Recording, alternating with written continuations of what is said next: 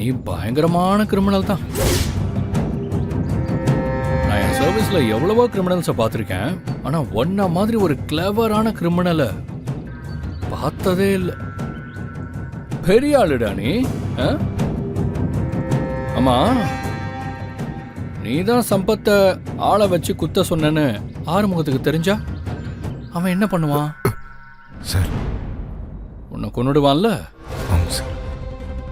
அந்த அன்னபூர்ணி அவன் அக்கா மகா எல்லாரும் உன்னை அடிச்சு வீட்டை விட்டு துரத்திடுவாங்கல்ல. அந்த டாக்டர் சிவா கூட உன்னை மன்னிக்கவே மாட்டானே. நீ ரொம்ப பெரிய தப்பு பண்ணிட்டே Isakki. Sir sir sir sir sir தெரியாம பண்ணிட்டேன் சார். என்னை மன்னிச்சிருங்க சார்.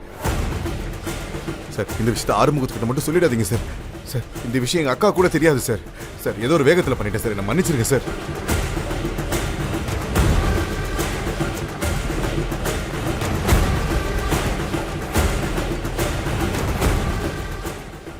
ஏய், நேருக்கு நேரா நின்று சண்டை போடுறவனை கூட நான் நம்புவேன்.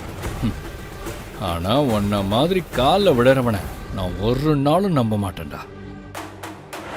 இந்த காலில் விழுகிறவனுங்களாம் ரொம்ப ஆபத்தானவங்க. காரியம் ஆகணும்னா காலில் விழுவானுங்க. சமயம் கிடைச்சா நம்ம காலையே வாரிடுவானுங்க.